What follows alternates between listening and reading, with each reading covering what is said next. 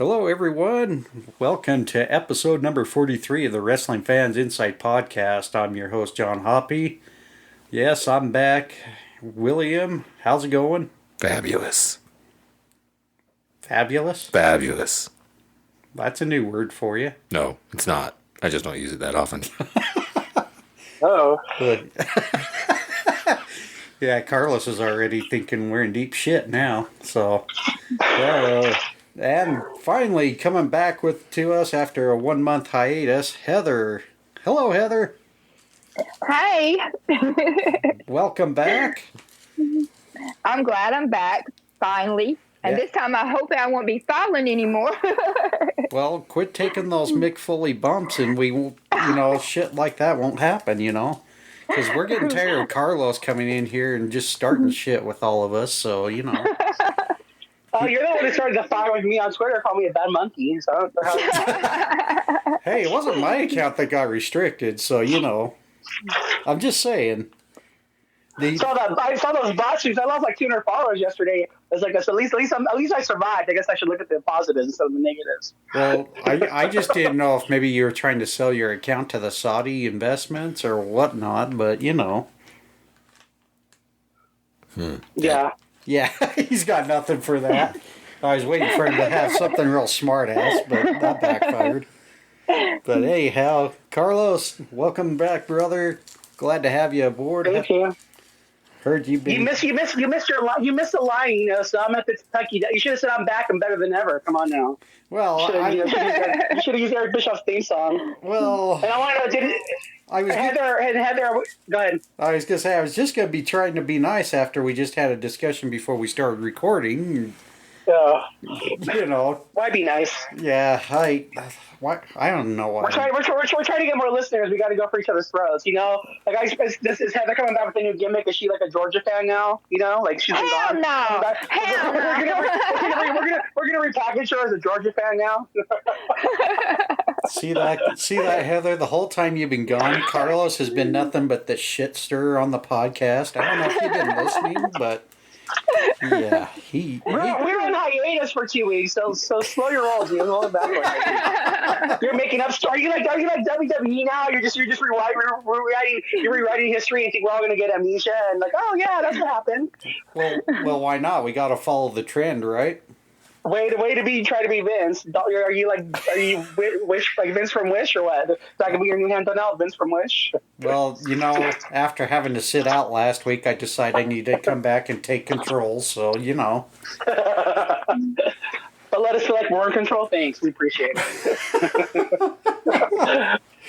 Oh, now that we've gotten so far off track of the normal for the podcast. We hope you all had a great week. Just want to kind of get a feeler out there.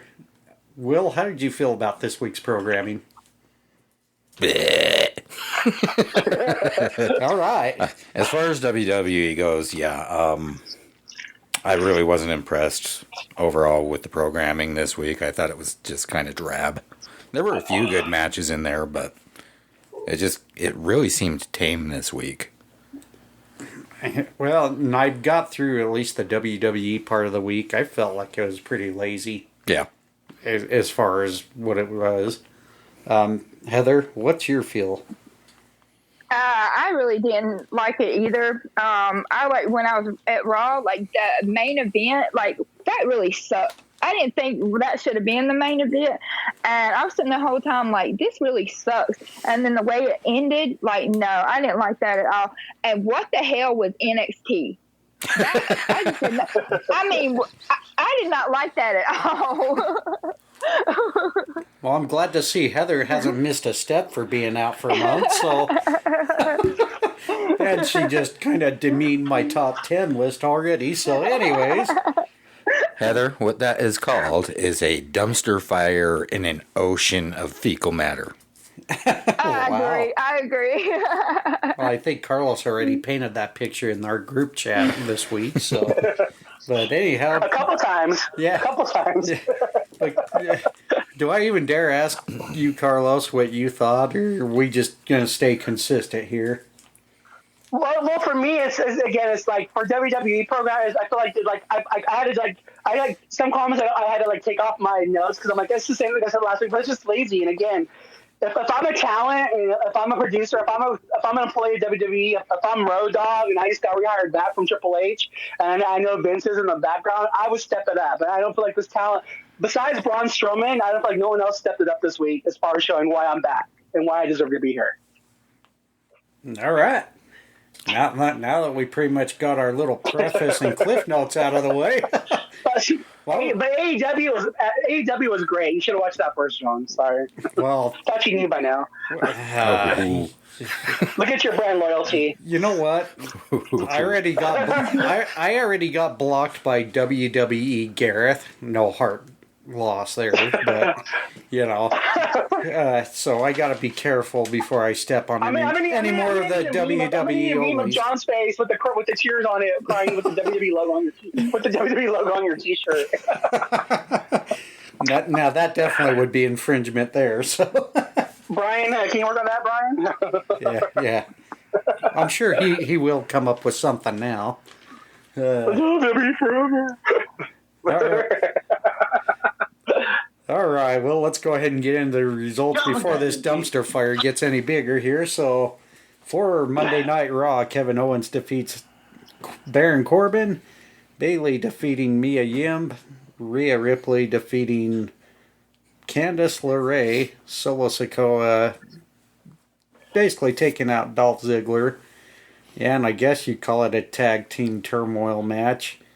Pretty much Judgment Day defeated every tag team that was listed in this, defeating the Good Brothers, Carl Anderson and Luke Gallows, defeating the team of Hurt Business of Cedric Alexander, Shelton Benjamin, Alpha Academy, and the Street Profits for NXT's New Year Evil event, which was a disappointment. Why do you even give a themed television show when you make it look like shit? But Dijak defeats Tony D'Angelo. I think that was pretty much the best match of the night, sadly. Pretty Deadly supposedly trying to defeat 3 of the best tag teams. So yeah, we defeat 2 jobbers. Then Anofe and Blade. But Gallus shows up and takes out Pretty Deadly in that 3rd match. So looks like Gallus will be the next in line for the NXT Tag Team Championships. For the NXT Championship match, why the hell you would put it in the middle of the card, Braun Breaker defeats Grayson Waller via countout, which we have now learned there will be a steel cage match between the two for the championship once again. Charlie Dempsey gets a victory over Hank Walker. Jinder Mahal. Thank you. Jinder Mahal. This is kind of like Bryan Danielson for you. Jinder Mahal defeats Julius Creed. And for what was really one of the worst women battle royals, but I can't say they weren't deserving of it. Toxic Attraction. Yes, you heard right. This was a co-winner battle royal, a la Bret Hart and Lex Luger. And for SmackDown, for the Intercontinental Championship, Gunther retains against Braun Strowman. Tegan Nox defeating Xia Li. Raquel Rodriguez defeating Liv Morgan. And in the main event, Kevin Owens getting a disqualification win over Sami Zayn. Yeah. How do you like that? Well, kiss my ass. But since you're here, why don't we go ahead and start with you? Oh, okay. As far as Raw goes, KO versus Corbin. It was an okay match, but it was really boring. Bayley versus Michin. Once again, okay match, followed with a cheap victory. The Rhea Ripley versus Candice LeRae. Way too quick of a match, so I considered that one kind of garbage. Solo Sikoa versus Ziggler was actually a pretty good match. And then the whole Judgment Day tournament, just, yeah. To go through that many and come out as strong as they did just doesn't make any sense to me. Well, I mean, I think some people have been wanting to see Judgment Day go against some of the members of Bloodline. Yeah. I think it was Carlos or Heather that was calling for that earlier. Yeah, I'm all good for them going that direction with them, but this was a ridiculous match to go that way. Yeah, it was. I just didn't like the fact that it came down to Finn Balor getting bruised ribs from Otis, and then little jailboy Dominic comes in and saves the day. We call those weekend warriors. Yeah, nice little teardrop tattoo, by the way. Yeah. As far as New Year's Evil goes for NXT, that just WTF. I mean, really, we know how much better they could have done with the talent they have, and this was just a botch show. Like you said, the D'Angelo versus Dijak wasn't too bad. I was actually a little impressed with the Jinder versus Julius match, because I wasn't sure how well Julius was going to work with Jinder, but it actually turned out pretty good. Well, Jinder looked like a superstar in that match. Yeah. Like they should have been booking him. Right. And then as far as the women's battle royal goes, I mean, great for GD, great for JC. I was more interested in how they were pushing to continue the storylines for the females. And that was my good takeaway for that night. SmackDown. The Strowman versus Gunther, excellent match. I loved it. The Xia Li versus Tegan Nox, I'm not going to lie, that ended while I had my mouth full of food. And I didn't care to even rewind it. Liv versus Raquel, that almost seemed like a filler match. Sami Zayn versus KO, this was a great match, especially for Sami Zayn. It got to showcase his talents. So, I actually really like the way this went. Just, of course, DQ finish. I've said it a million times. I'm not into him. I don't like him I like him if they make sense. Yeah. This was continuing storyline, but it's like a continuing thing that involves the bloodline. And I think they're overdoing it now with those disqualification finishes. Yeah. But all right, let's go to Little Miss Heather there. You're up to bat. Okay, I'm just going to give my highlights because, like I said, I have trouble remembering everything. But I the Baron Corbin with KO. I like it because I just like KO. And, of course, but I was there and, the way JBL come out there talking about Alabama, screw him. Because, he was talking about Roman Reigns is Georgia and KO is Alabama. Okay, JBL, shut the hell up. But anyway, and I just like that match, because I like KO, but it really wasn't what I think it could be. Of course, Bayley, she had to cheat to win against Michin.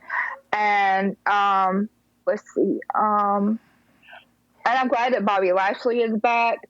Okay, and can I say this? The whole thing with Dom is stupid as hell. I don't like it. He was in prison, but he was only in jail for a few hours. The Miz brought that up. And like I said, the main event was lame. I wanted the Street Profits to win because I really liked them, but everybody's wanting the Judgment Day to go up against the Bloodline. I think that's going to be an interesting match. That's all I got for Raw. SmackDown, the Braun Strowman and the Gunther match. I loved that one. That was a pretty good match right there. Xia Li and Tegan Nox was pretty good, but it's kind of short. Liv and Raquel, no, that was just not really good. The KO and the Sami Zayn match, that was a really good match until, of course, the stupid ass Bloodline had to come in there and run it. And NXT, no. No. Would you like to rethink that? Nope. No. Are you sure? Sorry. Yeah. I almost matched her on that one. That's not very oozy of you, Nope. All right. Well, Carlos, do I dare ask you to come up to the plate? Yes. You mean I was trying to look for some positive things, so I could have more things to say. So I'm going to kind of hit the stuff that I don't think you guys hit on yet. So for me, I was glad to see Corbin back just because I think I like Baron Corbin.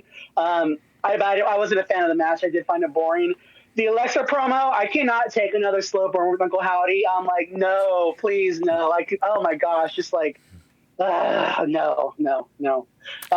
But then I did like that Theory said the champ is here. So I know that they've been teasing that it was going to be Theory. I mean, it was going to be Cena and Logan Paul, but I think we're going to get Theory and Cena at WrestleMania, which I think would be good. And I just read today that Theory was down in Tampa filming some segments with Cena, so I'm all for that match. I think it'd be a really good match. Great promo with him and Seth. I agree. It's good to see Lashley back. The thing I like, I don't know if you saw, I like the storyline that MVP is the one that got him reinstated. Because again, Adios Omos, and again for me, it's just one of those things where I want to see Hurt Business. You know, this is the year of factions. You know, so I think eventually too, like build back the Hurt Business. Then eventually, maybe during the draft, maybe Imperium gets drafted to Raw, then right there you have Hurt Business versus Imperium, which would be amazing. And then again, quit giving me these Cody things. Like if you're gonna have Cody on TV, to me it's not gonna be a surprise anymore. Just again, I already said this last week, but put him in front of the crowd with a live mic, selling Royal Rumble, pulling the heartstrings. I think it's better to have him that way because you're already pretty much letting us know he's gonna come back. And again, just let him come on TV already. And then again, I just like the little storylines they're doing too. Like that's a good thing with Hunter, like the whole thing with Ali being upset that Ziggler, gave up their spot in the tag team turmoil match. Like just again, feeding storylines for the future. That's something like AEW does, and I like that they're doing that now too. I like the Dominic thing. I only think is again talking about gimmick infringement. He was already wearing Conan's clothes. So I wish he would have just given us an Ole Vato. Like if he would have just said that, but it just made it all that much better. And then I got to give props to the Street Profits because, that like Heather already said, that crowd was pretty dead. And they're the one thing that got the crowd really excited. So, again, and that was in the third hour. So I do hope that WWE is paying attention to that because, to me, like the Street Profits should be like the Usos of Raw. Just, always having those titles and just have people challenging them. As far as NXT goes, so just so you know, for now on the podcast, I'll be referring to Shawn Michaels as Chad Frost. I don't know if you guys watched. I don't know if you guys all saw Young Rock, but he doesn't like Shawn Michaels. He hates him so much that he won't even say his name or have his character on this show. So he refers to him as Chad Frost. So I think Chad Frost really dropped the ball at NXT this week. I did like Dijak's match with Tony D'Angelo. It was a good show for both of them. The one thing that I found funny was they made Idris cover up his WWE tattoo. So I thought that was funny. Here this guy goes and gets like this tattoo, and again maybe it's still healing, but I thought it was funny that this guy goes and gets a WWE tattoo on his chest, and they make him cover it up. So that had me laughing the whole time. Again, the whole thing with Grayson and Braun Breaker being in the middle, let you already know the match wasn't going to end in a positive way. But I am glad to see that Grayson's going to get a bigger match on the bigger stage. So I am happy for that part, that he's going to be the main event for the pay-per-view or the premium live event. The match between Jinder and Julian was good. Again, if you're not going to use Jinder on the SmackDown roster, you might as well bring him up to NXT or bring him down to NXT. And I hope that him and the guys aren't there for long, because I think him with us guys as a tag team, again, give us another strong faction on SmackDown. Why not? The women's contender match, again, for me, I like that Zoe Stark kind of shined in the match. She was the MVP of the match. But again, the ending of the match, and I said this already on social media, like, to me, I wanted that to be the ending of the Royal Rumble. Like, to me, I wanted to see that be Cody and The Rock, so it kind of like ruined it for me. Like, it's like, oh man, like maybe The Rock isn't coming back, because to me, like, that would have been the perfect way to end the Royal Rumble. And then, you have The Rock challenge Roman on one night and have Cody challenge on the other. And they still might be able to get there storyline wise. But to me, like, that was the perfect kind of ending for, that would have been for the Royal Rumble. As far as SmackDown goes, the thing that I don't like about SmackDown the last couple weeks is that I feel like they've been bookending the show. So, like, they'll give us, like, a strong opener and a strong closer and just give us garbage in between. I don't really like that. Again, don't just make it good all around. Give me something in the middle, too. Again, like I said earlier, I do like that Braun showed up. That was a great match. And, again, after especially his comments, I think it's just important for him to show that he's a team player and he's going to put other talent over. And, again, he looked like a star. And, again, he deserves to be in WWE. So I'm glad he showed up. I'm sorry to all my friends who are big Bray Wyatt fans, but I'm bored with it. To me, it just seems like the same segment week after week, and I don't want to. I want him to be violent and in action. That's the Bray that I want to see. So if we're gonna get that after Royal Rumble, cool. But I'm just so tired of it. I'm bored with it. I'd rather see Los Lotharos in the tag team match right now. I don't like that Sonya's the number one contender for Charlotte. She's been losing all these weeks in a row, and now she's going to be challenging Charlotte again for the title again after already Charlotte beat her. It should have been Shayna Blazer because I don't see why Shayna couldn't fight Charlotte and then come back and then be in a tag team with Ronda after she loses. And it just goes to show, keep developing that women because I feel like they had to pivot maybe because they thought Charlotte was going to come back as a heel. And then they saw the reaction she got, so she had to be a face, and they have no strong heels for her. So we're getting what we're getting. As I just said again, I think Sonya, and it could have been someone better than Sonya. They gotta just have a plan B just in case something like that happens. And then again, it was a great main event, and glad that we're finally seeing the cracks of the Bloodline storyline. And again, I enjoy Sammy with them, but at the same time, it's time to get the storyline going forward. So that's all I got. Yeah, I think it's definitely. I think Sami Zayn's kind of overstayed his welcome with the Bloodline right now. For sure. It was just hard to break it up earlier because, with that whole Usi deal and everything, it gained popularity again, and it really spotlighted Sami big time out of that. One thing I will definitely say is Baron Corbin on Raw. The only thing I'm disappointed in is I'm glad we see him back, but they pair him up with JBL, and now all of a sudden he's on a losing streak. This is not the right way to book Baron Corbin, especially when you just repackaged him to come back with the likes of JBL as your entourage, your counterpart. It makes no sense right now why they went with that whole deal, and now he's not even winning a match.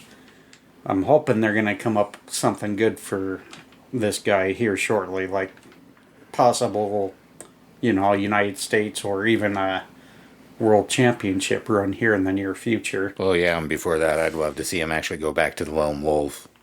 Yeah, I wouldn't mind seeing him go back to that gimmick. Yeah. He was much better. He should have went back to Lone Wolf. He should have went back to Lone Wolf with JBL. They already had the chance to do it. Yeah. I mean, and again, like you're saying too, he doesn't need a mouthpiece either. So if you're going to give him a mouthpiece, make sure it's up for a Woody streak. Yeah, I mean, to me, it's kind of been a waste to have JBL be paired with him so far. I mean, they haven't really done anything but the first couple matches, and that was it. It made no sense to keep JBL with Corbin if they're not going to do it right. And right now, they're not doing it right. The other thing I want to mention is Adam Pearce actually putting the Usos to work and only making it a Raw Tag Team Championship defense, which kind of tells me they're finally going to go the direction they need to and divide all this unification of championships. We need Raw to have their own championships, and we need to have SmackDown have their own championships if you truly want to keep that brand split going. And based off the contracts they have with Fox and USA, I would think at some point both networks have their say and they want to get it done probably sooner rather than later. I think we'll eventually see it here come at WrestleMania. Maybe. I don't know. I still kind of have this. And that just goes to what you said too about if they had the WWE title right now, Austin Theory could be feuding with somebody for that title. If you're staying with that, it suppresses storylines for these guys that deserve to have better storylines because not having the title on there. Yeah, we don't need Roman to have both championships either. I mean, it's time to finally do away with one of them, and who knows, maybe whoever ends up winning the Royal Rumble will decide I only need the one championship, and whether it be the Universal or the WWE Championship, one of those titles are definitely going to be coming off Roman, if not both, but I imagine at least one of them will be. Who knows? If you notice, the SmackDown tournament is for the tournament on SmackDown is just for the tag team. It's just for the SmackDown tag team titles too. So they're definitely looking to break up those belts. Yeah, and I would like to see if they are going to go that way. I would hope Cody or whoever wins the Rumble. I guess I shouldn't just assume it's going to be Cody, but that's my feeling. Whoever wins that Rumble is probably going to go for the WWE Championship. I think that would make sense if you're going to keep the Universal Championship on SmackDown. You might as well keep it on Roman. Extend that Universal Championship reign. Sorry, Heather. But, I think that would be the best move if you're going to keep Roman around for a little bit. If not, if you're going to give him vacation, I think maybe it's time to do a double title defense at WrestleMania, but I don't see that happening because if the plan is to go with Roman versus Rock at WrestleMania, don't make it a title match. There's no sense for The Rock to take another championship off a current roster when he's not going to be there for very long.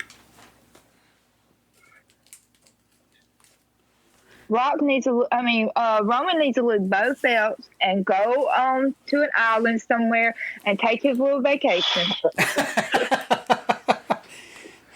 How do you really feel, Heather? Bye, Roman. Damn. Wow. Who do you guys see beating Gunther for the Intercontinental title?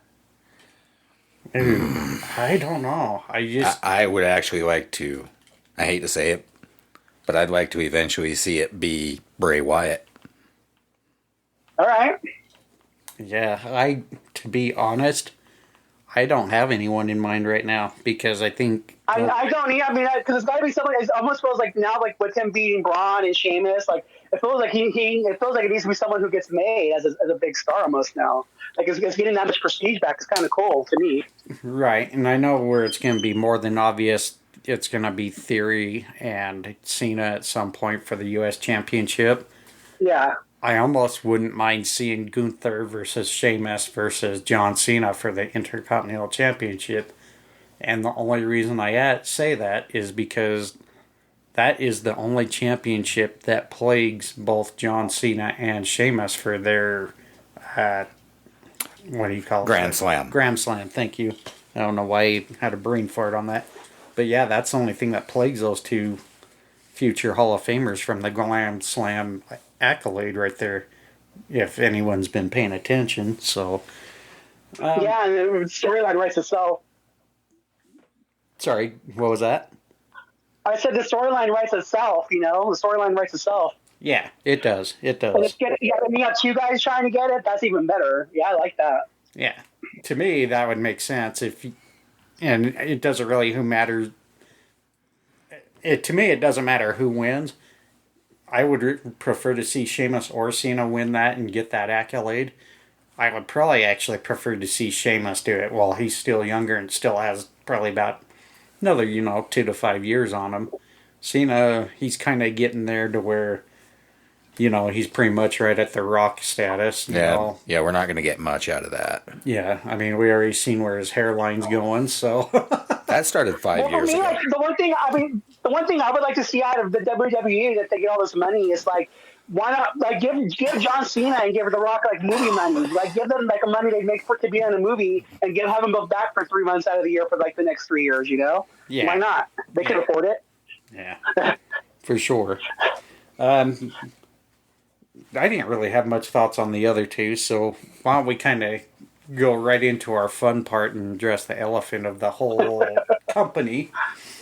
As we reported on the last podcast, Vince McMahon comes back to the WWE, overriding the shareholders meeting and votes, which I do not understand how that works, because anytime I understood where anything has to be a unanimous vote, somehow the shareholder who holds the most shares still is able to come in and still override a unanimous vote. That doesn't make sense to me. But the weird part is there's been lots of rumors that have come up now, and it's kind of a real mess. First, we get rumors that Vince... Dumpster fire, come on. Yeah, it's a dumpster fire. But first, Vince comes in, overrides the votes, where it had to be unanimous for him to come back. Obviously, there was some rejection. The three or four different shareholders that voted against it obviously forced him to resign. One of them is now actually in the process of suing Vince McMahon. And I've been reading a lot of different types of opinions on how this can go. And one of them says, well, technically Vince actually can get away with it. But according to a different law, no, Vince can technically not get away with it. However, it's a very contradicting thing, and I'm not sure where that's going to go. The other thing that was breaking is Vince McMahon, of course, was only coming back because he wants the final say in the possible sale of the WWE, and there is so many buyers at the moment that I don't know where this can go.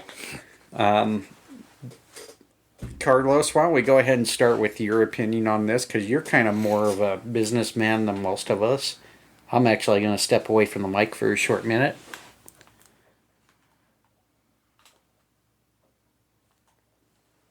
Oh, is Carlos even with us? He may not be. Yeah, I had it off. Sorry. So the one thing that I saw, and again, I was listening to like Eric Bischoff had a lot of his he does his 83 Weeks podcast, but he also has it for the Strictly Business podcast. And I was listening to his thing, and the thing that he was saying was that the way it's like the way this thing was written up is like there's no other stock really in the history of like big stocks that's been written up like this. And for my own personal opinion, like I think Vince McMahon was just when they first released the stock, he knew that fans were going to want to buy it because the WWE, fans are going to want to buy it so they could like feel like they're part of the WWE. So I feel like he had the stock that was written up where again, like people who buy the stock really at the end of the day don't really have any say in it because he controls so much, and his family does too of the stock the stock that really commands the votes. So it's just interesting that again, and then again, I think he was really smart. I really do think that, again, like I said last week, I think he looked at Ted Turner when he lost control of WCW and thought to himself, I'm not going to let this happen to me with my company.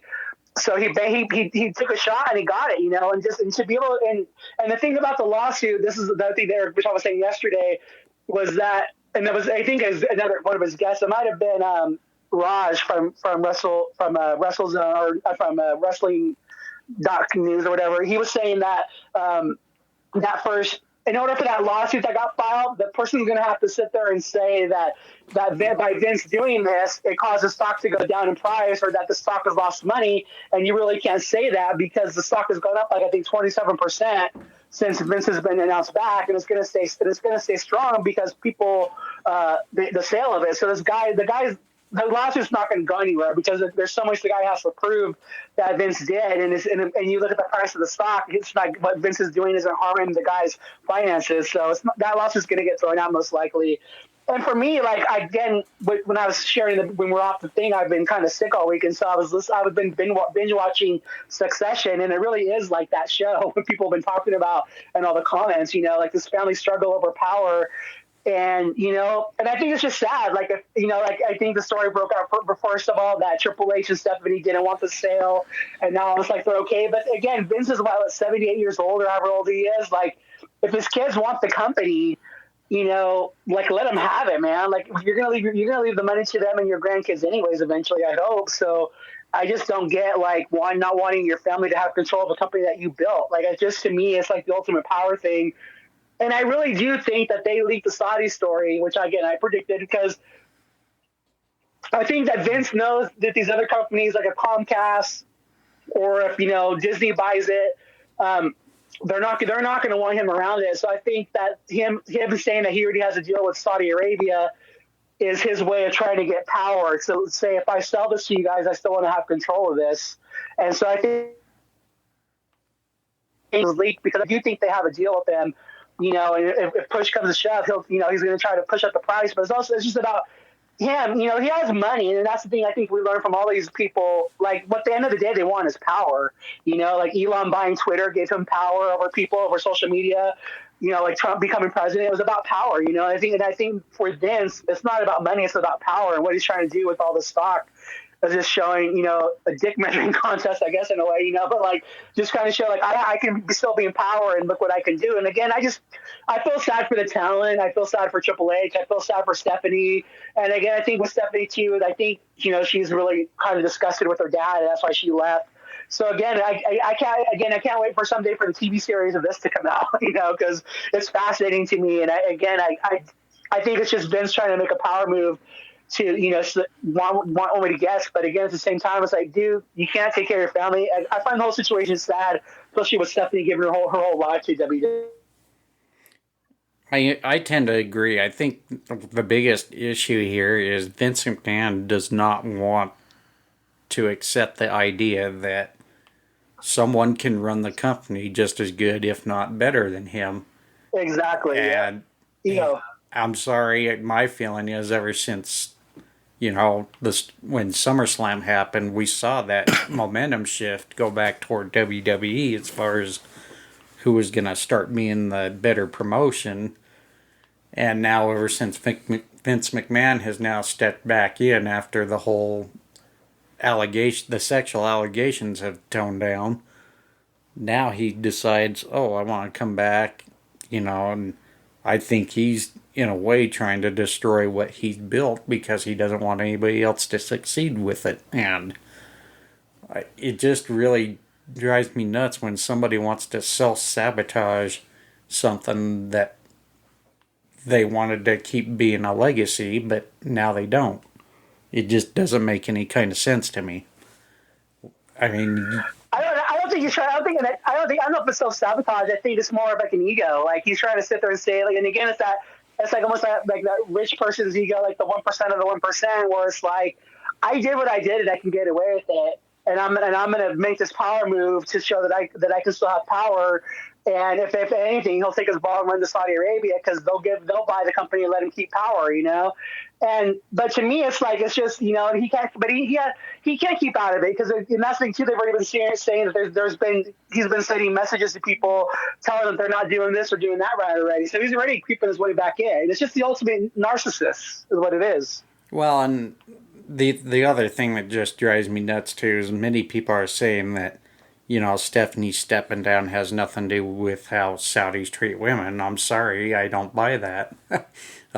I kind of see the exact same thing that many people on the internet see is Saudis are not very women right type of environment. Women have no business doing anything that a man does, and I'm sorry, I think Stephanie, when she ended up taking charge of the company, I mean interim wise, mind yet, because it was announced she was an interim CEO. But we saw how fun WWE started being again, and now that Vince came back in, obviously she was disgusted with how Vince has come back for the sole purpose to sell the company. I'm with you, Carlos. Just let the kids inherit it. Let them continue the family legacy. Things were going fine without Vince, and as Austin Boyer said when he saw Vince McMahon come back, you know, we hope it's not true, but we just don't see anything good coming out of it. And right now, I think everybody is starting to see that same thing. We all hear the same thing that where Triple H held the talent meeting saying that, you know, nothing's going to change. I'm still going to be the guy in creative. Vince's only purpose is to be in charge of overlooking the sale. And I'm sorry, if we know Vince for how he is, at some point we're going to see him get involved.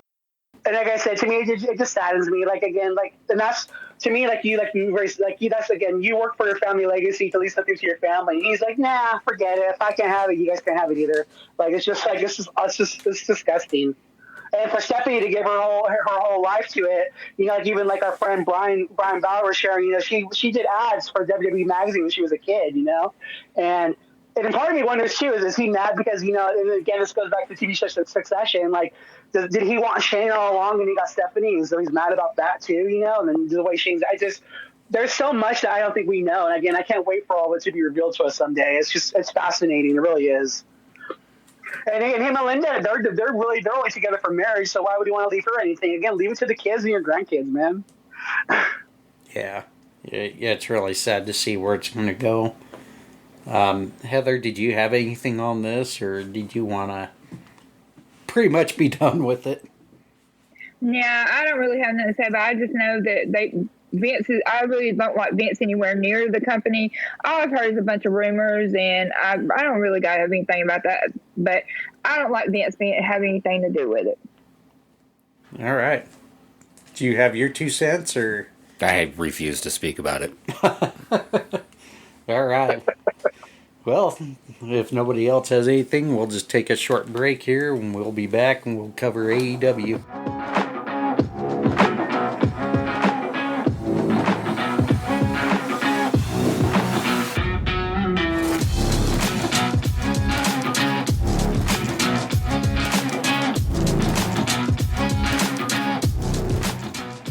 Welcome back. For those of you who had to listen to commercials from the other platforms, we apologize, but that pays their bills. So we're going to go ahead and get right to AEW programming for Dynamite. We had a real banger to start off with Adam Page getting the victory over Jon Moxley. Sorry, Heather. We had the team of Jungle Hook. Quit laughing. That doesn't help, Heather. Because Heather's going to have some daggers at it while you're at it. Yeah, we're going to keep poking the bear still. Since we haven't had her for a month, we're just going to get her reacquainted. I'm going to leave her alone. Yeah, y'all better leave me alone. In the second match, we had Jungle Hook. If you don't know, Jungle Boy and Hook teaming up to defeat the Firm's Big Bill and Lee Moriarty. We had Bryan Danielson defeating Konosuke Takeshita. I like Carlos and MJF better. Take a shit. Dr. Britt. You know, I think MJF heard you, and that's why he decided to go with that.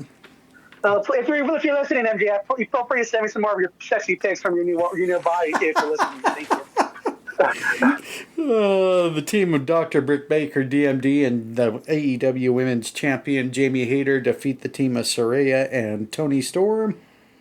And the main event, finalizing the best of the 7 series for the Trios Championship in a ladder match. The Elite reclaim the inaugural championships that they held against Death Triangle. And going into Rampage for the TNT Championship, Darby Allin retains against Juice Robinson. The Kings of the Black Throne, if you haven't figured out, is the team of Aleister Black and Brody King. God, why can't they just call him House of Black at all times? Defeating the team of Eddie Kingston and Ortiz. And in a street fight, which looked like it was one hell of a fight, Ruby Soho and Willow Nightingale defeating the team of Anna J.A.S. and Ty Mello. Why don't we go ahead and start with Heather first? Maybe. Oh, I'm sorry. Here we go. My mic would not unmute.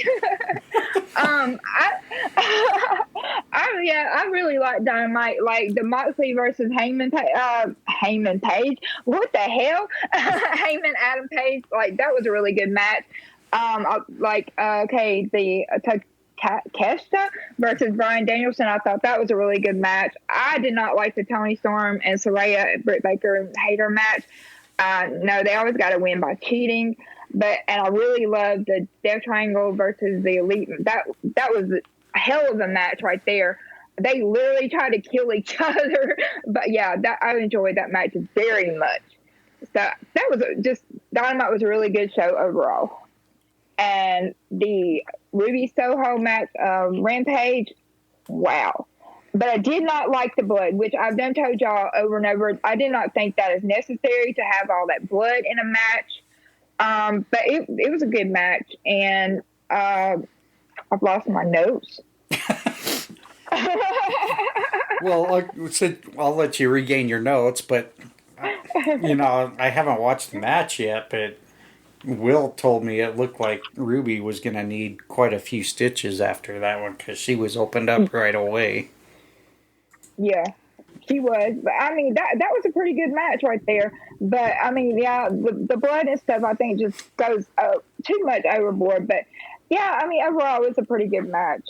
But yeah. All right, Carlos, why don't we get your words there?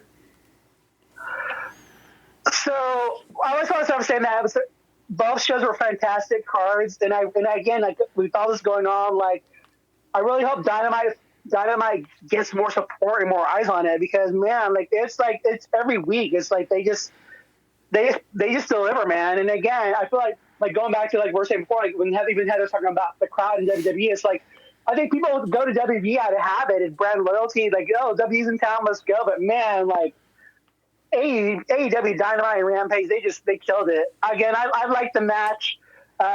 Again, I love that Mox let I'm a big Moxley guy too, and I like that he let Hangman get the win.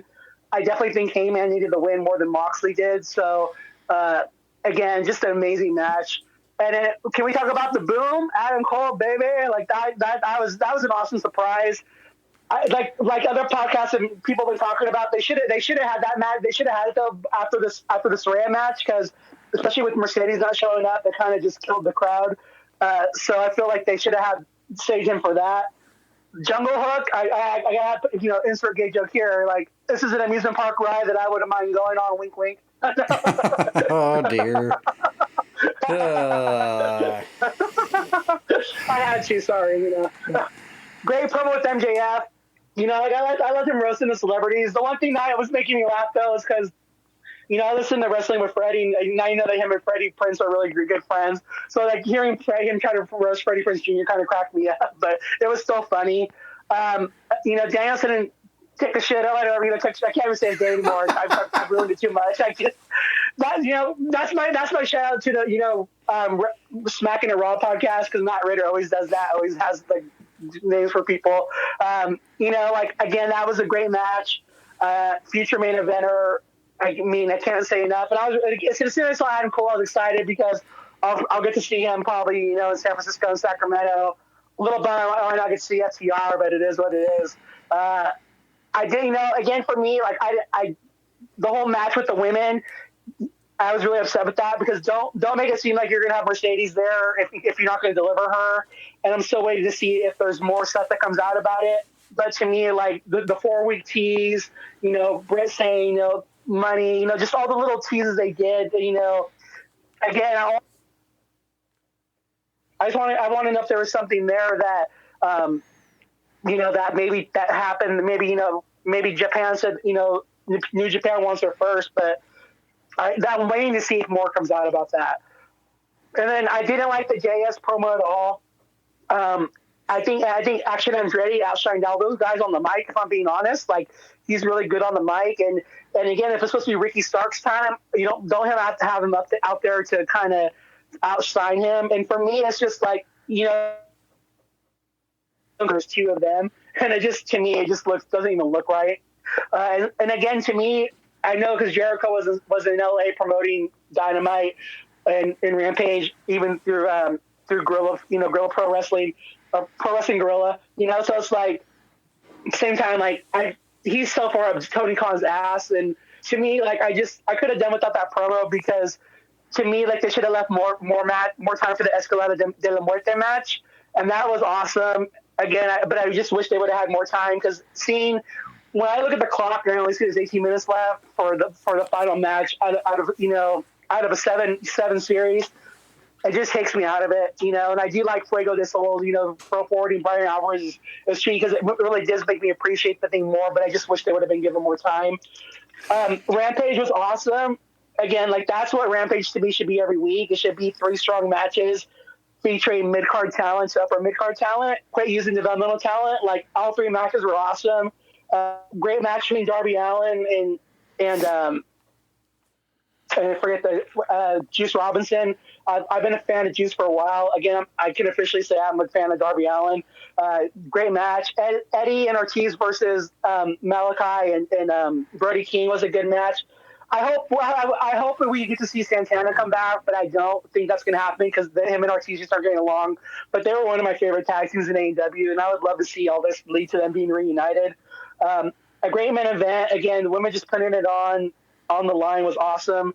And again, like, we give Ruby so much credit, but give Anna Jay and Taya their flowers. Those women have come along a lot, and Willow too. Like, they're just four of my favorite women competitors. And again, like, if I'm Tony Khan, I sign those people to extend the contracts tomorrow, because I can see those being women that WWE eventually want. And again, I just love seeing them give their all. And again, again, for women to show up like that, I'm just grateful for them to do that, to entertain us. And the one thing is, I didn't like the Acclaim segment at all. Again, I love the Acclaim, but I just felt like that it was too kind of cheesy for me. And just kind of seeing them not go after Vince McMahon makes me wonder, if Tony Khan's really serious about maybe trying to buy WWE with his dad, because I feel like if it wasn't for WWE being for sale, I feel like he would have given Max Caster more of a rope to go after Vince McMahon with the whole Walk of Fame thing. But that's all I got for that. Thank you. Why are you saying thank you? You're one of the. Because I feel like it. You're one of the damn hosts, for hell's sakes. And that's the bottom line, right? Because Carlos said so. Is that better? Yeah, sure. No. Let's go with some more gimmick infringement. Jeez. Yeah, I think we haven't had enough with the whole Saudi rumors you started and got the internet all pissed off. So, thanks for that, Carlos. You're welcome. Hey. If it means they're listening, that's a win for us. I was going to say, if that really was the whole case was because of you, I don't know. Good job. I just had to look at if I was a narcissist, egomaniac like Vince McMahon, what would I do? And I mean, it makes sense to me. Yeah, true. One thing I do want to touch that I just kind of thought of now, because where you mentioned Santana and Ortiz aren't getting along. What if the whole time that the House of Black has actually been riddling that maybe they convinced Santana to come join them? Why not? Paint his face white again. Like, why not? I mean, yeah, why not? That'd be cool to me. Yeah, I mean, that's the only thing that would make sense, because you got Eddie and Ortiz questioning each other. I agree, man. You got some good pointers, man. Yeah, I mean, you would have to think at some point Santana would be coming in and maybe causing some of that stir. So who knows? That could be something we'd be seeing here in the short future. I want to ask this. Good. Where does everybody predict? Let's say WWE does get sold. Whether it's Comcast, Disney, whoever. Let's say it does get sold. Do you see them keeping all of the brands that they have and all of the shows? I see them downgrade. Because I had a conversation and I said, well, the new owners, I don't see them continuing NXT. I don't see them continuing.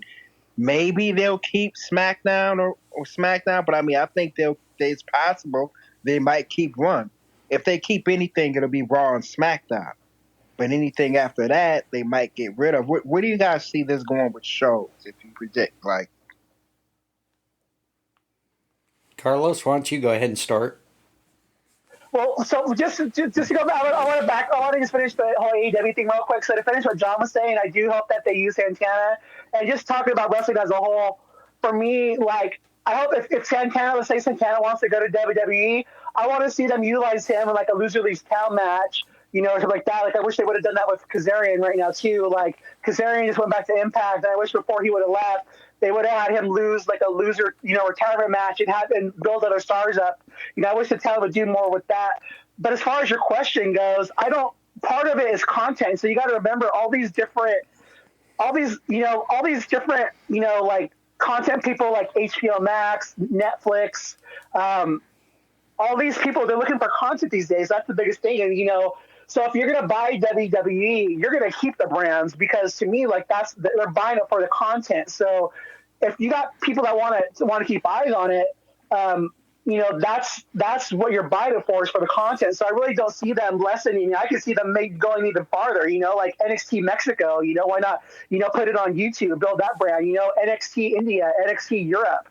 Like, they're not gonna want to downgrade it. They're gonna want to build it up. That would be the whole reason for Comcast buying it, is they you know, because they already have the WWE Network, they have NXT, they have, you know, they also have Raw. And to me, like, everybody keeps talking about Disney and all these rides, and, you know, like, why wouldn't Disney want it? You know, like, they could make all these rides. To counter that, why wouldn't Comcast want it? They have Universal Studios. You know, they could build a Hall of Fame in Orlando for WWE. They can, you know, they can hold wrestling events at Universal Studios. That, you know, that could be a whole new land for them at Universal Studios. You know, why wouldn't they want it for their content? I agree. Yeah. And, you know, I wanted to get to the thing where you were saying Kazarian. I thought the plan with Kazarian, when he was the Elite Killer, what was the show? He was the Elite Killer, right? Yeah, he was. Exactly right. I thought that's what it was going to move into, him rivaling with the Elite to him losing a match where he has to leave. I thought that would have been a brilliant idea, but I think him going back, I think him leaving AEW, going back to Impact, which he's probably going to get a backstage role or something, I think that is great for him. I think that's great for him. I think right now AEW has a lot of Chiefs. Way too many Chiefs. You know, in that company. And I think, you know, they will be fine without him. But AEW right now, man, they're killing it.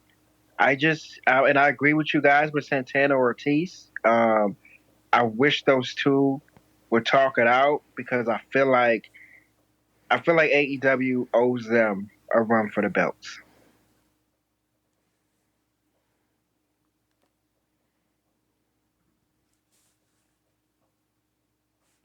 I have nothing else to say. I think Carlos pretty much hit everything right on the head with the answers I would go. Looks like we have. Yeah, so yeah, kind of quiet. Yeah, I mean, it silenced me because he pretty much hit everything that I would have touched on. So, looks like we got another request for a mic. Aaron, go ahead and talk if you got something. All right. For what just happened, what he just said, the way AEW is pushing themselves to the limit. You got the Elite winning back the Trios Championship. Not only that, King Omega's got the IWGP US Heavyweight title. And looking at the Elite, now that they got the titles, what are they going to do to prestige it? You know, for anybody that's willing to get their hands on the titles. I mean, you look at Malachi and the rest of the House of Black, and you think to yourself, hey, why not give them an opportunity? Or somebody else that feels that there's a chance of a lifetime that they're going to make it good for this company.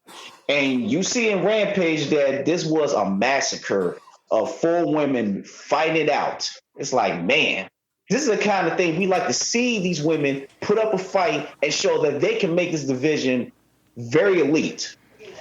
And we don't know what's up with Akira Shai. I think she did it purposely. We all know why she did it. She knows why she did it. Because Saraya chose Toni Storm over her. Like, she doesn't think Akira is tough enough. Like, come on, just because you know Toni, I see a beef between her and Akira Shai. There's something about to go down between it. And then you got MJF, who puts himself in the same predicament that he did with Jericho last year with Bryan Danielson. To anybody that he'll choose before the pay-per-view hits in the Iron Man match for his Triple B AEW World Heavyweight Championship. Depends on how long he'll hold on to the title till somebody takes it from him. I mean, he's the devil himself. He's going to do some work, and money talks. People listen. And then the Jericho Creation Society. When you look at them, you think to yourself, what is the point? You look at all the talent you have, including the wrestler who's now a sports entertainer, Daniel Garcia. What's going to happen there? From everything they're trying to entertain us with this, there's a little joke here and there, but it's not going to last. When is it going to die until they find something important that will put us in perspective? I mean, AEW's out here putting in the work. So I think my thoughts about the JAS is I think the JAS is eventually going to become the SAS. I think eventually I see Sammy Guevara being the leader of that group because I really do. I think Jericho's going to want to turn face because I know his ego. And I think I could see him. I've already said this in one of our part episodes. Like I think Jericho's going to want to be a face to go feud with MJF. So eventually, I could see the JAS turning into the SAS and Sammy Appreciation Society, or breaking off eventually from there. But they definitely have a lot to work with. And as far as the women go, I think something I heard on other podcasts being talked about is I would love to see like they used to do back in WWE, like when the WCW and ECW people were coming in, like they had like the originals versus the new people. So like maybe like in Blood and Guts, instead of Blood and Guts being for the guys this year, it's for the women. And like maybe you have. If Mercedes does eventually come in, you have a Mercedes and a Saraya and a Tony Storm and a Ruby Soho versus, the Britt Baker and, the Kushida, and all those other women, the current champion. Like, why not have a blood and guts match where the originals versus the people like that Tony brought in? I think that'd be really good. Even if you wait for Chris Statlander to come back, there's so much potential they have, and that's the one great thing that. Tony Khan has such a big roster. It's like that's the thing where he's like he needs to just better utilize these guys. Like even for me, like talking about talent, Hobbs' first match back this week was on Dark Elevation, and then he also had Hobbs on Dark. And to me, like he just did all this thing where Book of Hobbs, like his first match back should have been on Dynamite or Rampage.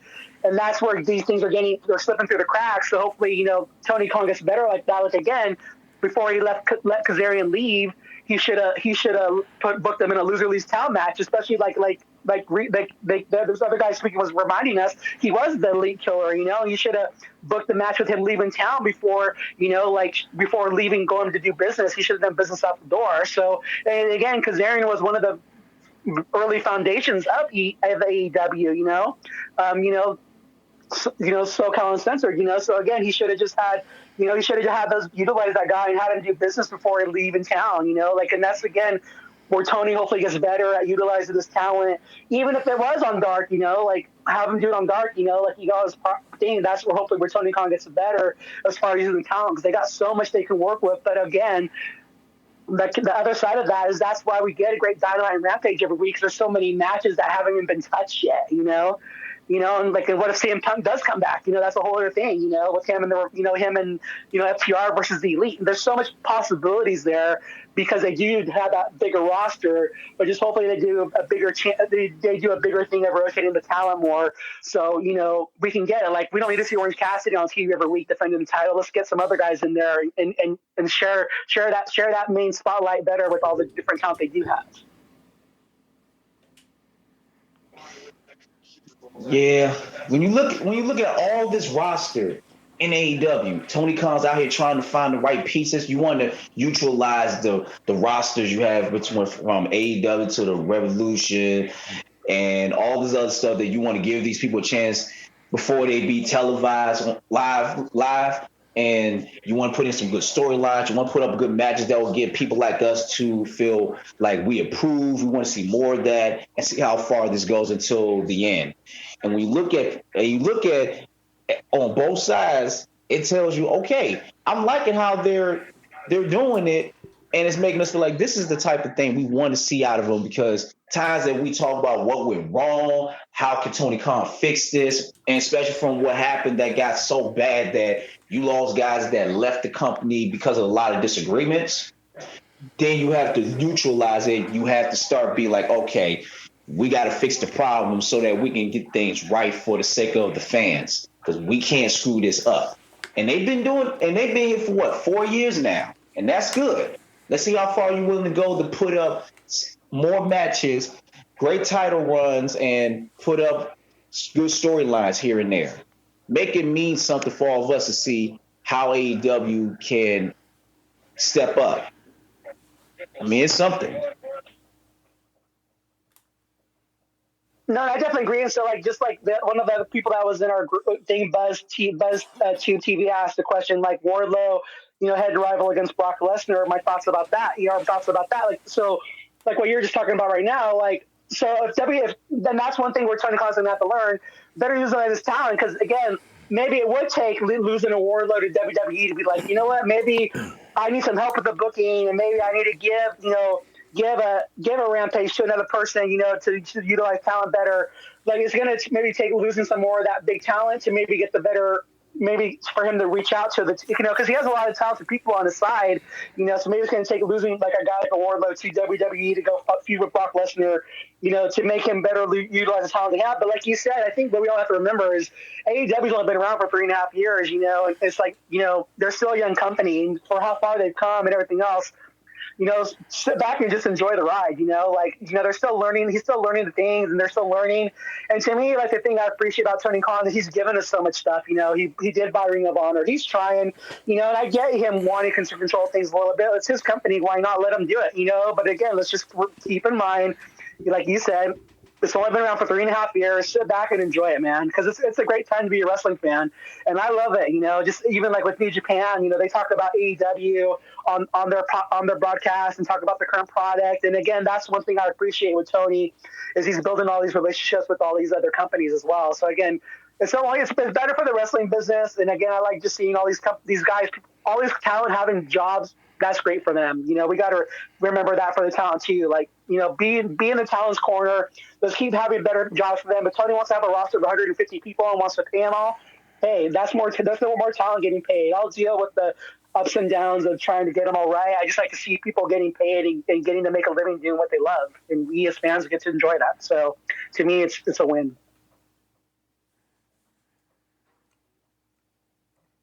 All right. So we haven't quite got to Will yet. Did you have anything on this?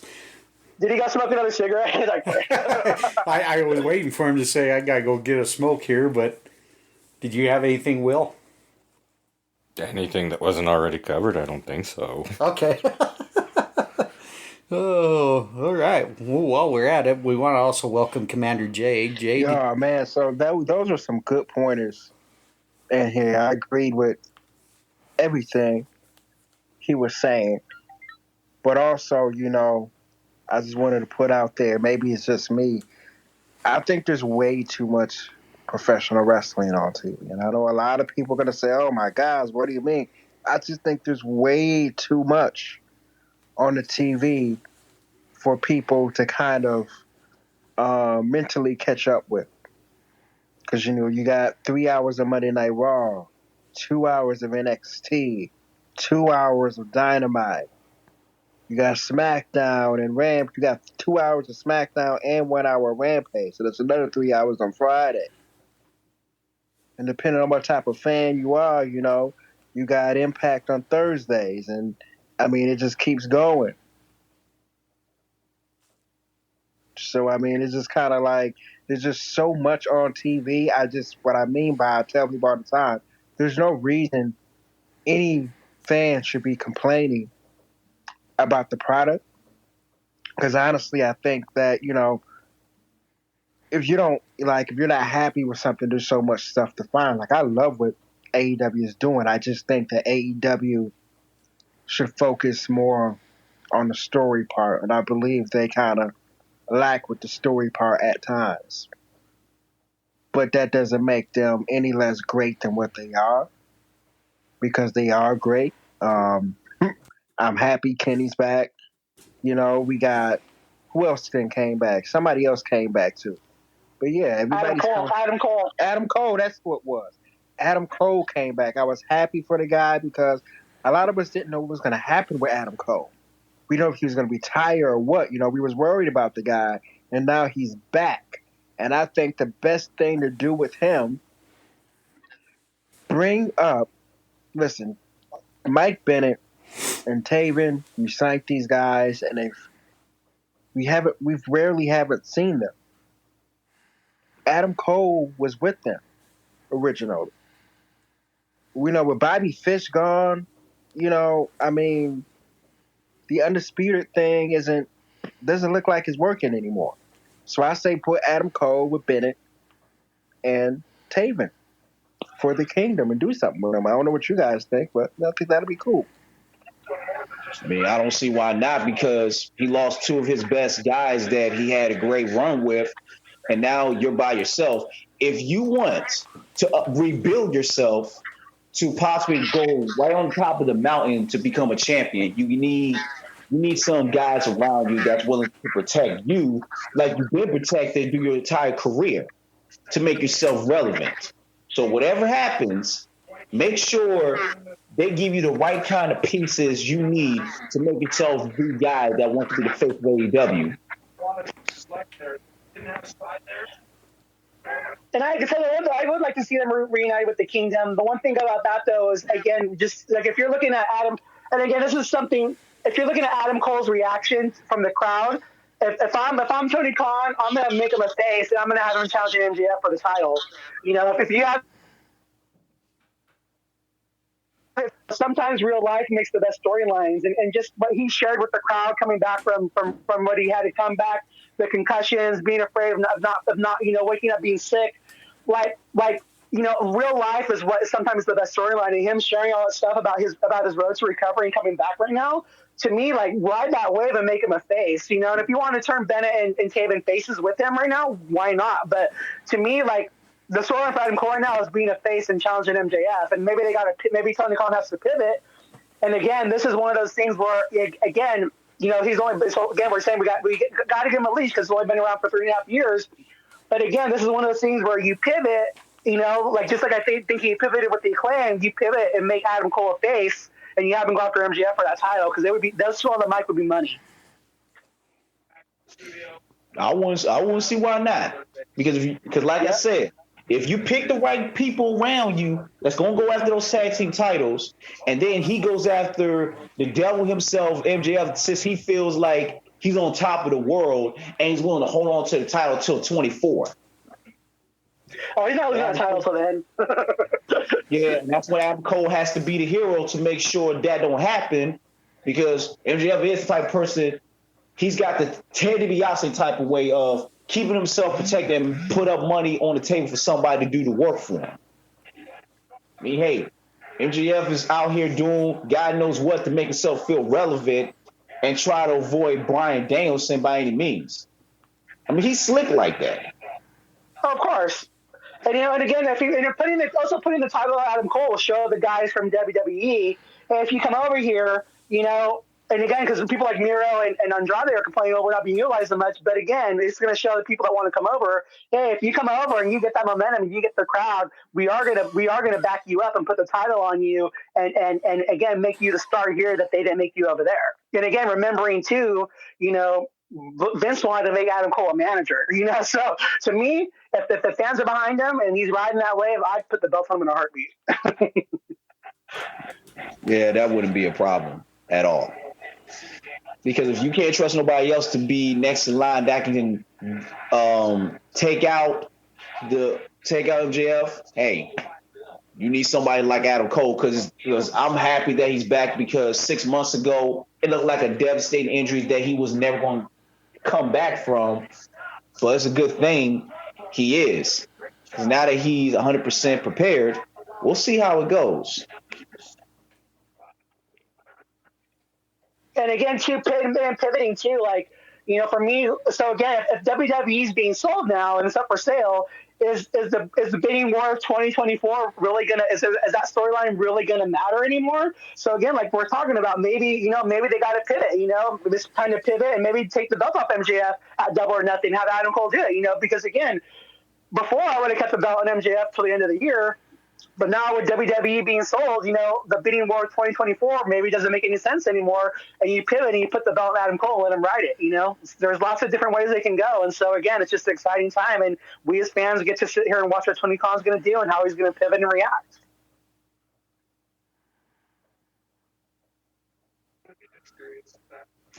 You look at the WWE, you got the biggest draw in WWE of our tribal chief, Roman Reigns, making sure the bloodline do their job to take out anybody that gets away, including Kevin Owens. And you saw the reaction out of Sami Zayn. This is not what he wanted. Roman Reigns is losing sight of him. He knows that Sami can't do it, and Sami's going to end up betraying the bloodline because they did something he never expected them to. They take out Kevin Owens, you see his facial expression. And it looks like Sami Zayn is going to try to help Kevin Owens, even if there's an accident waiting to happen. Roman will still be champion, And then they kick him off the family because they thought he was loyal. You get tired of Kevin Owens, but then you thought the bloodline and them were going to back off and let you do all the work? Nope, that ain't happening. There's nobody to trust. And I like where they're taking this everything because they did it to a point of like, where Sammy's. I don't think Sammy was mad about them being Kevin Owens. He's mad because they didn't trust him to get the job done. So I think that's a good way to take the storyline. And again, it's another layer to it where like Sammy's will like, well, if you guys are going to trust me to do my job, then that's it. I'm going to go back and be with Owens again. We don't know where they're taking it, but. I think it was an interest. I think that's where Sammy was more upset. Like, why are you guys here? Like, I said I was going to handle this. You're not letting me do my job. So again, it's interesting to see where it goes. Yeah, it's a possibility. I mean, his facial expression did say it all. He's not too happy with what they did because he really thought that Roman Reigns and the Bloodline were going to let him handle it. But in Roman's mind, he knows he can't because he doesn't think Sammy can take him out. That's why he called the Bloodline to take care of that matter for him to weaken him. He don't think Sammy can do that. That's why he called him up. It was his orders. They don't think he has that instinct. You're right, and then again, I think why you're saying that too is the reason why Sammy is a black sheep, is a favorite to win the Royal Rumble. Because if he wins the Royal Rumble, he could always take a shot at Elimination Chamber like John Cena did a few years ago and take the title match earlier than WrestleMania, and then he could challenge Roman at Mania.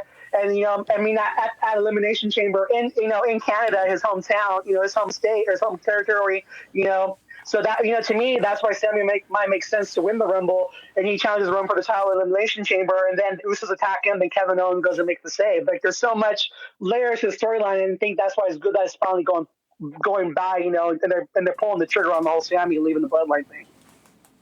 Yeah, there's so many topics, so many things in mind that you're thinking, what is their plan to see how this story will end of Sami Zayn no longer be part of the Bloodline?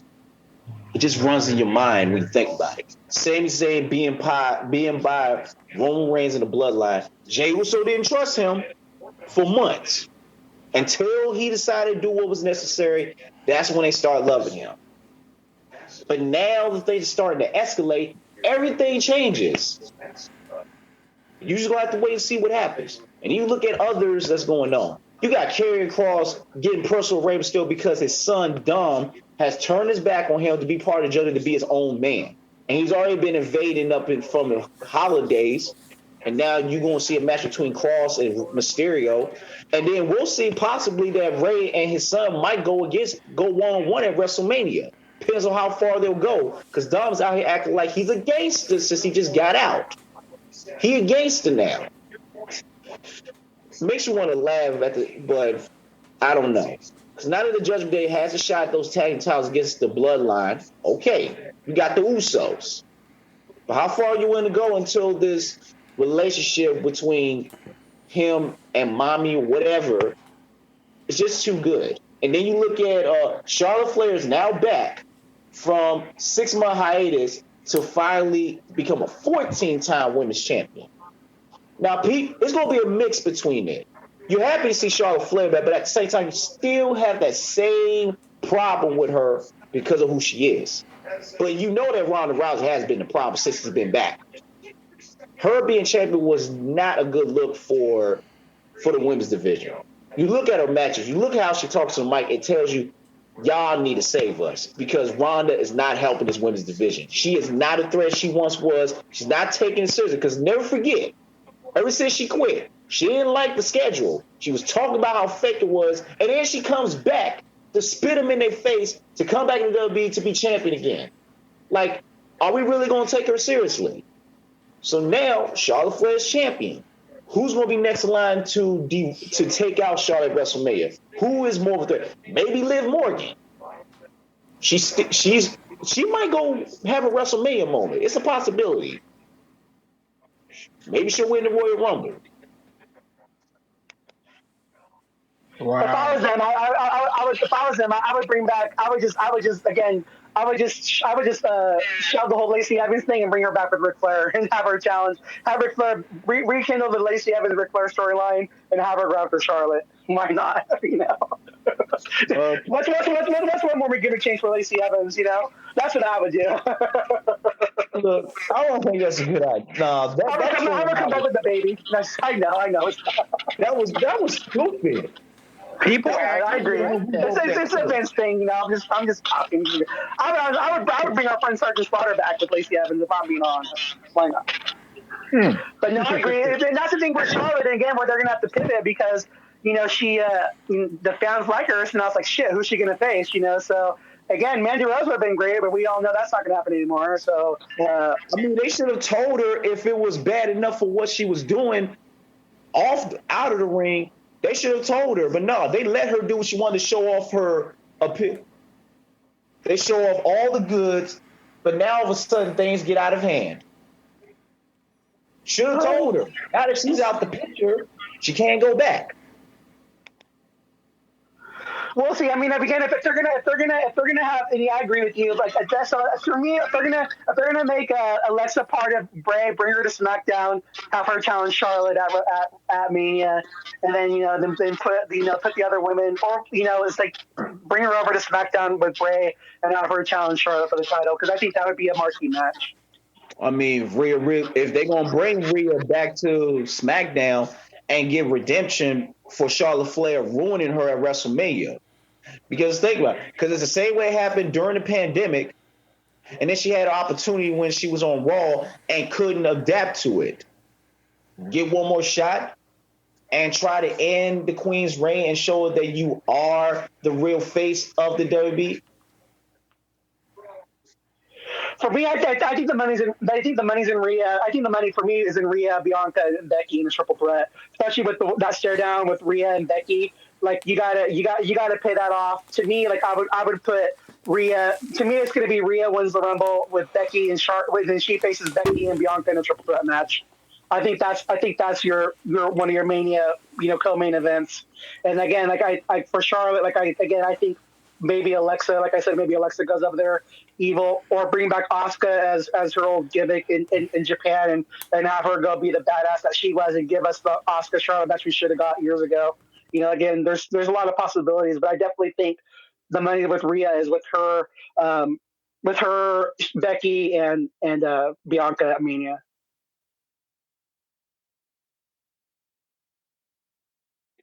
I mean, it does make sense, because if anybody who has a motive to go after Charlotte's championship, it's got to be somebody who is willing to put in a good storyline, build up the matchup, make it mean something. And it would make sense of how far this will go for the pay-per-view or such. That's a great idea. And I also wanted to ask, you kind of what we're talking about right now is Ronda Rousey. The thing with Ronda Rousey is, they're not signing her because she's a great wrestler. They're not signing her because people like her, because they don't. They keep Ronda under contract because she draws money. She does. T-shirt sales, et cetera, et cetera.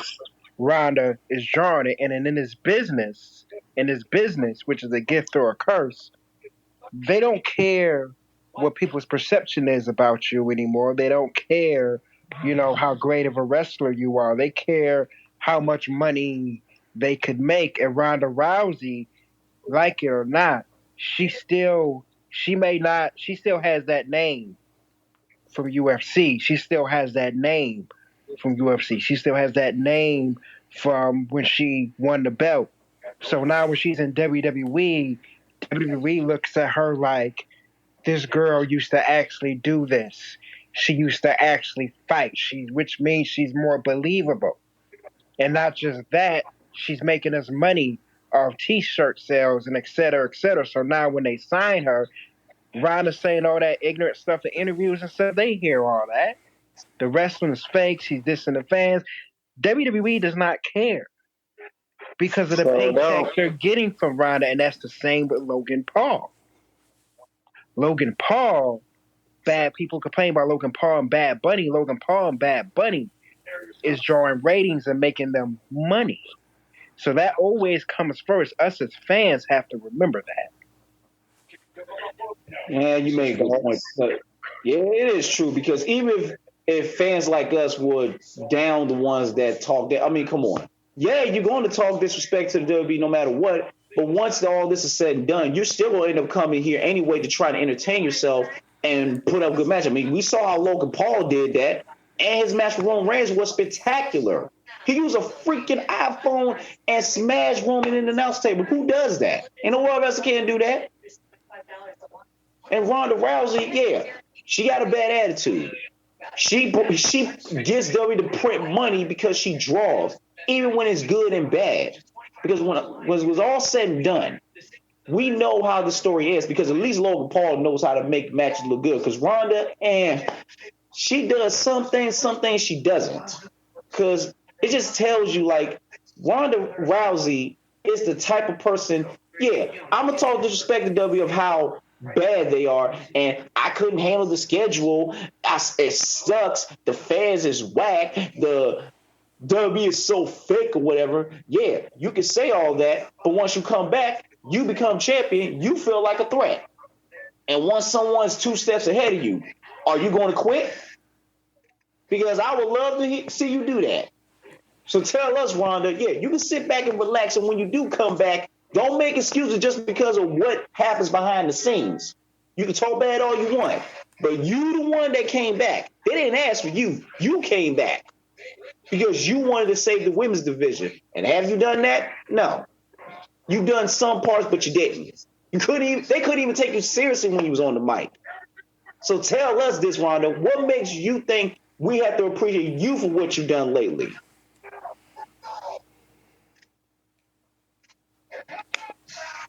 I'm just saying.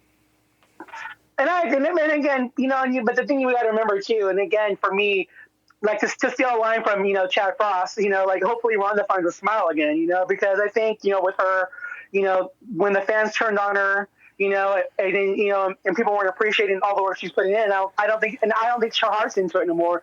And that might be something that she doesn't realize.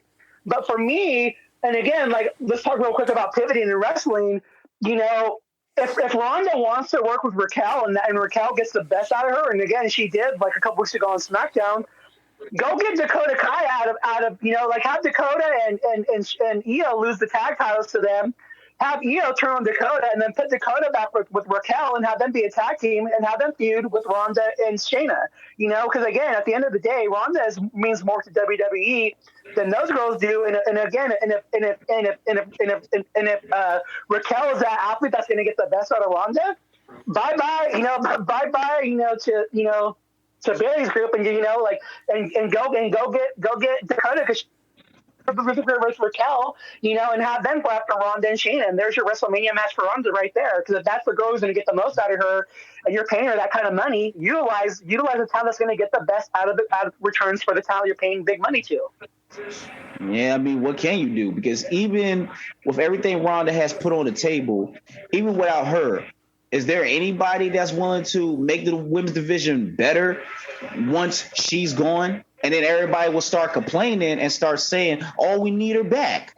But you said that you didn't like her, even if I felt the same way. But at the same time, you will want that person back like you want Charlotte back. She's gone for 6 months, and then everything falls into place. And 6 months later, she's back. Everybody loves her again. Because one person will say, what was that word that one superstar say? Oh, yeah, fickle. That's the worst thing you can deal with. And again, but also you got to remember, like we saw that great year out of Ronda, and fans know what she can do, and again, that's where WWE's got to protect their investment. Like I said, if she wants to be in a tag team with Shayna, let them do that.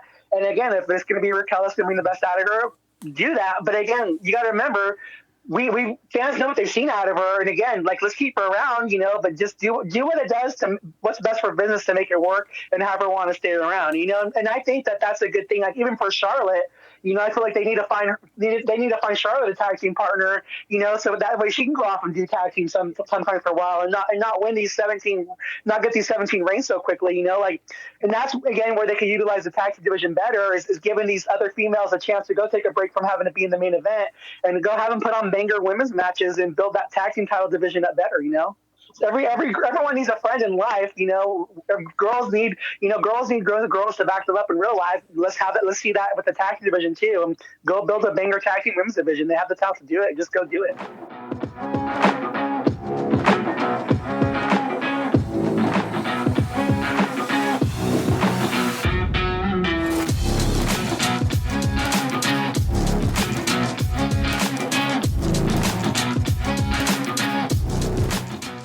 Alright, sorry we had to kind of do some editing and cut the episode a little bit shorter. We had quite a lengthy time there, and we appreciate everybody coming into Twitter space.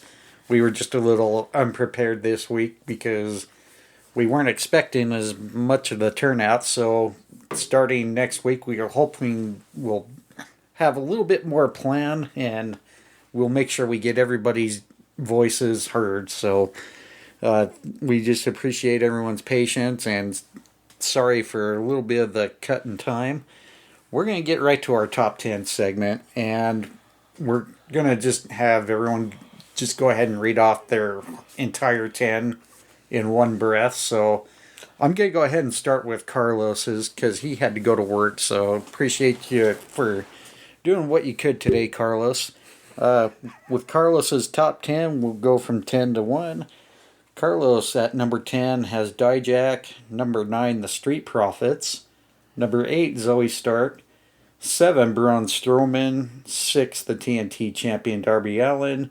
5, the newly crowned Impact Knockouts champion Mickie James. Number 4, Bryan Danielson. Number 3, Hangman Adam Page. At number 2, Judgment Day, which is interesting. And number 1, Ruby Soho and Willow Nightingale, along with Tay Mello and Anna JAS. Heather, you want to go ahead and give your top 10? Yeah. Number 10, I have Luther. Thank you. Found it. Number 9 is Street Profits. Number 8, I put Sami Zayn. Number 7, KO. Number 6, Ruby Soho. Number 5, Willow Nightingale. Number 4, Hangman Adam Page. Number 3, Jon Moxley. Number 2, The Elite. And number 1, Death Triangle. All right, William, go ahead and run through yours. All right. Number 10, Jungle Hook. Number 9, Charlie Dempsey. Number 8, Bryan Danielson. Number 7, Sami Zayn. Number 6, Ruby Soho. Number 5, The Elite. Number 4, Gigi Dolan and JC Jane. Number 3, Solo Sikoa. Number 2, Hangman Adam Page. And number 1, Gunther. Wow, you and Carlos got almost a couple on me in the same spot, so Yep. I'll go ahead and go through my top 10. At number 10, I put Bryan Danielson. Number 9, Death Triangle. Number 8, I went with Tony D'Angelo. 7, Toxic Attraction. Number 6, The Elite. Number 5, Kevin Owens. Number 4, Gunther. Number 3, Ruby Soho and Willow Nightingale. Number 2, Hangman Adam Page. And my top is Judgment Day. And now that our top 10s are out of the way, why don't we go ahead and get into our weekly shout-outs. Heather, you want to give any shout-outs for the week? Yeah, I have Hill Balor, the Endurance Icon, NWO Machine, Ted Hill, Hillbilly Hill, Wrestling with the Truth Podcast, and Jack Cassidy. All right, William? I just want to thank everybody that decided to listen. Yeah, I mean, this was... This was It Blew Us Away week. Yeah, I was not expecting the amount of people we had come in and interact. Unfortunately, I wasn't able to record everyone, and I wish we were able to. The problem with podcasting is you record for so long, the audio quality kind of tends to lessen, so probably in the future, we might even just do 2-part episodes here where we record an hour at a time. So it's something that we'll look forward to improving on starting next week. And again, anybody who does show up to our space and wants to get their opinions heard and all that, we will allow you plenty of time. It just kind of took us by surprise today. So, as far as my shout outs, I want to give a big shout out to King Reezy, Nasty Leroy. I'm trying to remember what his full name was. He was a guy we just had in here. Also, want to say shout out to Marcy Partain, Commander J. We also had Chris. Basically, everybody that did participate in our space, like William said. I want to thank everybody who did listen outside of not participating. We do see that we had quite a few listeners that are either listening on PC, Mac, or whatever device it is that where they cannot actually interact in the Twitter space but can listen. Also want to throw out some big shouts to some of my other fellow podcast friends in the Good Pods group that we have. Today We Laughed and Learned, Chime In Podcast, Jim over at the Fan in the Van, 87 Podcast with Yeti F, Kayla, Kelty Balls. And don't laugh, that's what she goes by. Alrighty. So yeah, quite a few of those podcasts if you give them a listen. Also Coil at Visit Vegas Places. That's another great one to listen to every once in a while. But yeah, again, thank you to every one of you who do take the time to listen to us. This was very overwhelming and really great reactions we were getting from everyone today.